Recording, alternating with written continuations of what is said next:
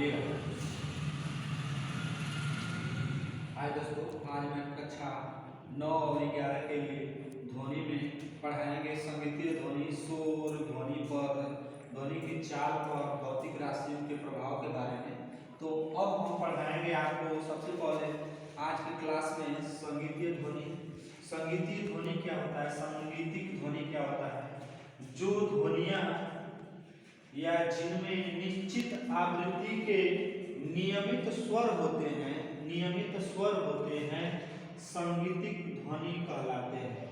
जो ध्वनियाँ या जिनमें निश्चित आवृत्ति के नियमित स्वर होते हैं संगीतिक ध्वनि कहलाते हैं। ये ध्वनियाँ हमें प्रिय लगती हैं, ये ध्वनियाँ हमें सुनने में प्रिय लगती हैं। ये ध्वनियाँ कैसे उत्पन्न की जाती है? तो ये ध्वनियाँ आवर्तीय गति से उत्पन्न की जाती है। ये ध्वनियाँ आवर्तीय गति से उत्पन्न की जाती है। अब इसके बाद हम पढ़ेंगे शोर के बारे में। शोर क्या होता है?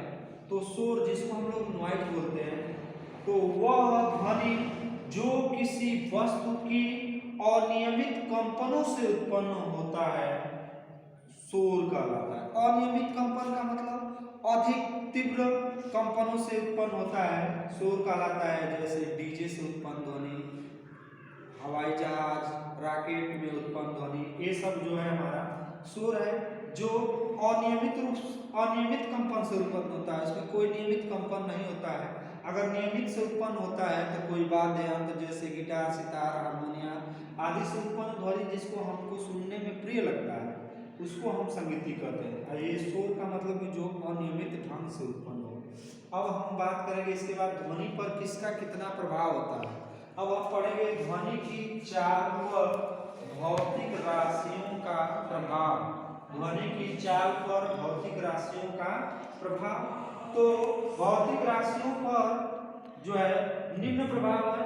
पहला प्रभाव पढ़ेंगे कि दाब अगर दे रहे हैं, ध्वनि को दाब रहे हैं, तो क्या ध्वनि पर कोई प्रभाव पड़ेगा? तो ताप समान होने पर ध्वनि की चाल पर दाब का कोई प्रभाव नहीं होता है। दाब समान होने पर या दाब का प्रभाव पड़ेंगे तो ताप समान होने पर ध्वनि की चाल पर दाब का कोई प्रभाव नहीं होता है। अब इसके बाद आगे चलेंगे ताप का प्रभाव। क्या ताप बढ़ने घटने पर ध्वनि की चाल पर कोई प्रभाव होगा?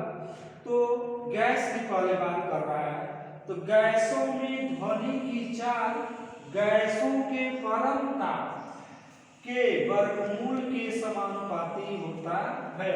और मान ले रहे हैं कि वह परम ताप अगर हमारा T है तो जो गैस की चाल है V समानुपात T, या कभी कभी अगर दो गैसों के लिए देता है तो ये देता है V1 बटा के V2 बराबर कौड़ी में T1 बटा के T2।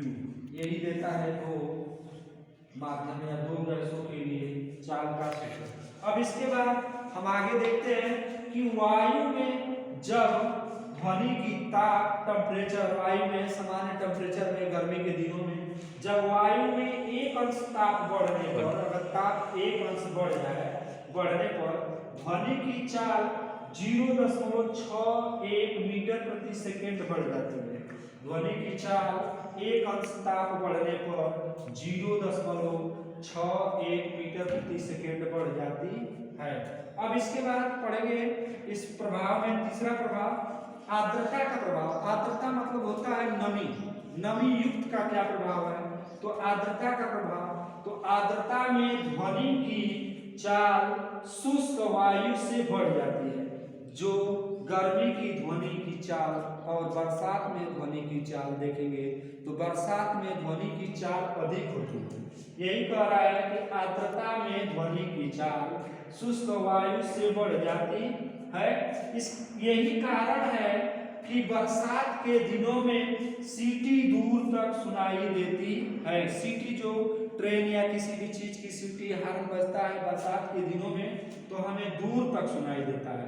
अब इसके बाद पढ़ेंगे लास्ट में प्रभावित करने वाले कारक में आवृत्ति अथवा तरंग दैर्घ्य का प्रभाव।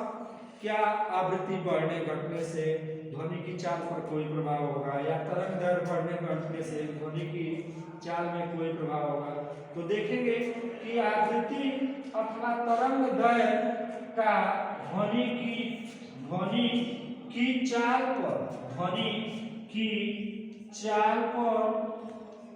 चाल पर कोई प्रभाव नहीं पड़ता है। आवृत्ति चाहे बढ़े चाहे घटे उससे ध्वनि की चाल पर कोई प्रभाव नहीं पड़ता है।